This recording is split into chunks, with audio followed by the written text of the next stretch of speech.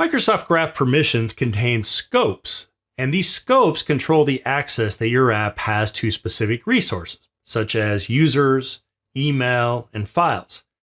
Scopes also control the operations that can be performed on those resources. So in this section, we're going to talk about Microsoft Graph Permissions, or scopes.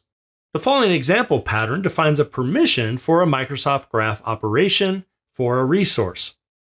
So for example, we want to get to some type of resource. Well, that's our resource name. We also want to perform some type of operation. That's the second part. You'll notice this is separated by dots or periods. And then we might have a constraint.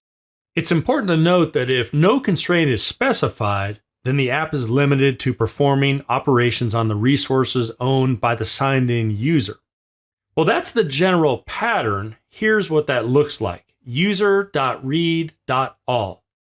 The resource name would be user. That's what we want to get to.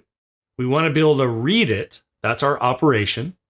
And the constraint we have is all. So this grants an application the permission to read the profile of all users in a directory.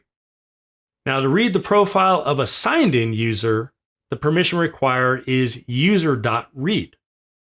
In that case, we've restricted to only a particular user and reading their profile.